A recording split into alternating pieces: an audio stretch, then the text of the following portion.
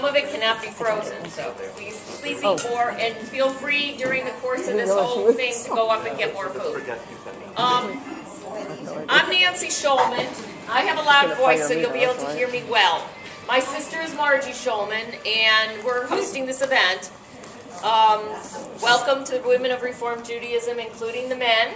Thank you for coming.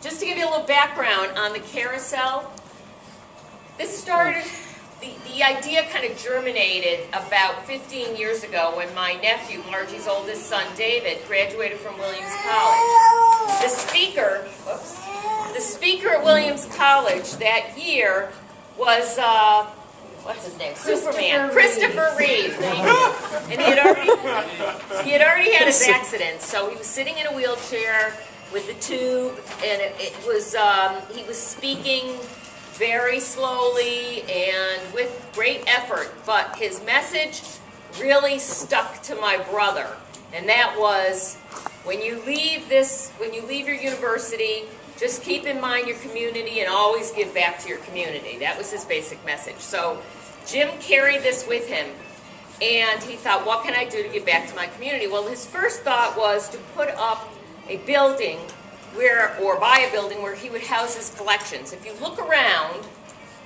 you'll see multiple collections, toys, and a great deal of Berkshire memorabilia, much of which is on North Street at our location there near the Pittsfield Parade. So he's been collecting since he was a child, and he's in his mid-60s now. So he's got tons and tons and tons. Every day is like his birthday because, you know, the mailman comes with the eBay packages. So he and Jackie, his wife, were talking, and Jackie said, you know, not a lot of people will come to see another kind of museum, but it would be nice to display your stuff somewhere. She said, you know what would be a good draw would be a carousel, and this was maybe 5 or 6 years ago. So they started researching carousels, and they started traveling around the country to look at different carousels and decided, yes, that would be something good for the Berkshires. But not just go buy a carousel and stick it up, you know, raise money and stick it up, but get the community involved. And the whole idea was to get the community involved as volunteers, which actually has happened. So all the horses you see here and on North Street and anywhere else, totally done by volunteers. Many, many volunteer hours. We do have a carver who helps people and trains them if they want to learn how to carve. Otherwise, you can just sand. You can volunteer by, you know, manning a booth or bringing food for events or painting. There's been a lot of research done on the painting as well. The horses are all from the turn of the century, based on a few different designs of a few different artisans, many of whom, as you've probably read in various places, were Jewish. And so we have the carver. He helps people. Maria's going to take you on a tour and show you from the inception to the finished product how the carousel comes into being. We have people who sponsor horses, and we're working on purchasing and refurbishing the actual mechanism as well. Many people have asked where it's going to be. Well, that's still a question up in the air. We've had people who've asked us to come onto their property. We own property on Center Street near North Street, but the idea is let's finish the carousel and then we'll worry about which one of these locations it will be on. So, what else did I forget? Oh, okay. We have a director who manages all the volunteers, and that is Maria Cacaviello, and she's going to take you on a tour afterwards. And she's done a terrific job. She's been our director for 3 years? 4? Okay. And then we actually have a guest speaker today. We weren't sure she was going to be able to make it, but she did. Her name is Jane Pearl. Jane is the great-grandniece, correct? Third cousin of Marcus Charles Illians, who's one of those famous artisans, carvers, carousel makers from the turn of the century that I was talking about. She'll give you more details about that. She's going to talk about him and his son Barney, who is also involved in this. And she's doing the presentation afterwards. Did I forget anything? I think the good thing to talk about also is, for a second, is Jane is a very special volunteer of ours because one of the horses that's very popular is he's on his table. We have 2 aliens, which will show. So you'll actually get to see and have a hands-on with the horses he's talking about. Everybody hear that? No. We have 2 horses that were based on the horses that aliens did many, many years ago. Jane's relative, and so you'll be able to see an example of an alien's horse afterwards when Maria finishes. Jane is also a freelance writer, and what else did you say you did? I specialize in family business and financial parenting. Financial parenting and family business, and does this sort of on the side.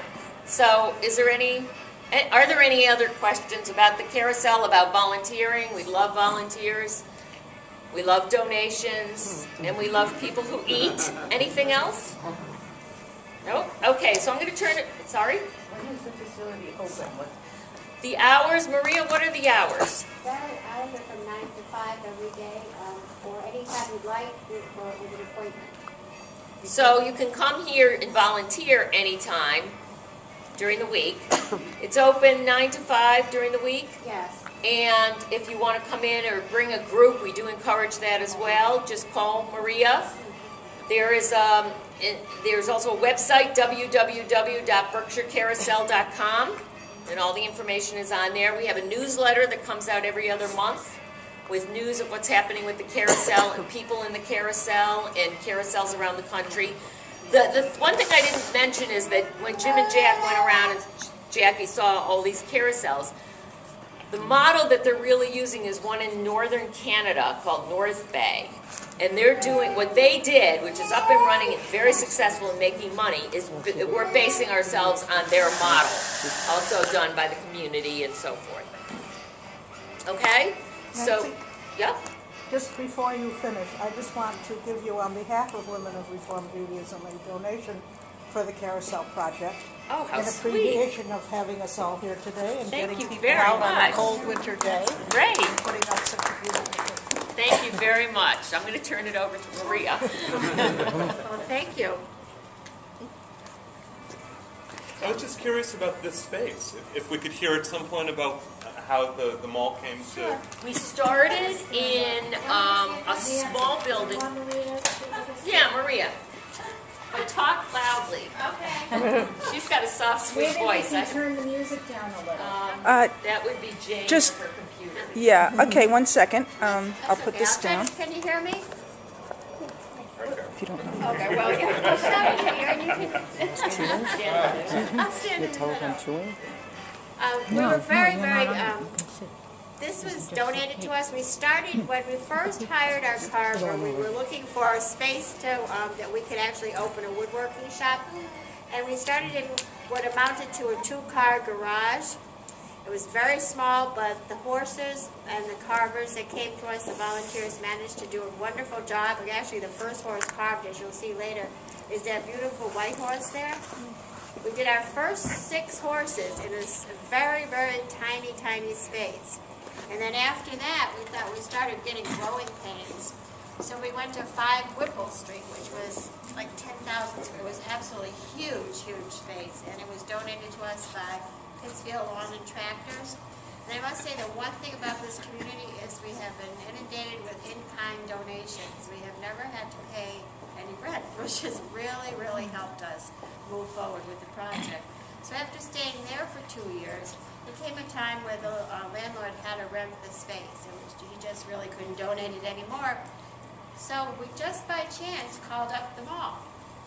And fortunately, Joe Shelty, who is the mall manager, loves carousels. And he said, if I got just a space for you right in the middle, this is called the filet mignon of the mall. So we've really, really been blessed to have this space donated to us. And since we've been here, we have picked up many more volunteers. Our donations have gone up, and productivity of the horses. The volunteers love this space, and they come up here much more often. So we're very lucky. And the mall doesn't like me to say that it's completely free. They've charged us $75 for the next 3 years, so it's not really free. But Anybody have any other questions about it? I mean, when we do the tour, I'll go through the whole, how the horses are made and what type of wood we have and the different horses, but that's how we got this space. I just have two more things to add, a couple of plugs. There's books over there that Jim wrote. He grew up in Pittsfield, as did we, Marge and I, and he loved Pittsfield in the 60s, 50s and 60s, which is when he came into his adulthood and then left for college. So he tells different vignettes in that book, and those of you who've been around for a while will recognize some of the stories that have come out of Pittsfield, stories about like the hot air balloons, the first hot air balloons, and the Sheila boat. We have pictures of all this. We have our, I'll bring them out. We have our rounding boards and the balloons. We Right. have the penguin. Is also in the book. The Penguin, you know, places that people might remember. The other plug is we have several artists in the community who volunteered to paint beautiful pictures that are being transformed into rounding boards, the paintings that go around the top of the carousel. And we are selling those as well. We sell horses, we sell rounding boards, whatever. Just, you know, if anybody's interested, has a few bucks on hand, or knows anybody who might be. And lastly, I just wanted to point out this necklace, because a couple of people commented on it. There is a volunteer here who makes jewelry. Yeah. She makes necklaces and earrings of horses in general, or specific horses. This particular one I commissioned her to make for me. It's of the horse, the last horse over there. You can only see the non-romance side. That means the side that doesn't have any design on it. The romance side, which is what goes around the carousel, which is what you see from the outside, is called the romance side. So this is an exact copy of that horse on the romance side, and even on this little side where you see the baseball, she put in a little baseball. Very, very detailed. That's the horse that my family sponsored in memory of our cousin Joyce Levine Abacasis, for anybody who knew Joyce. So I wear this in memory of Joyce, and this is has special meaning for things that she liked. So that's just another plug. I'm behind you, Nancy. I just Yeah, wanted to show okay. you. This is what Nancy was referring to. In the story, you'll find a story in the book, a story about balloons. Well, one of our artists interpreted Jim's stories and put it on the painting. This is a painting that will be blown up 3.5 feet by 6 and placed on one of the rounding boards on the carousel. And if I might do a shameless promotion, this one needs to be sponsored. We've actually had a lot of people sponsor horses. Maybe you can mention some of them. I know the Red Lion Inn, The Rodriguez, Maximilian, I mean, we've had a lot of individual companies and individuals.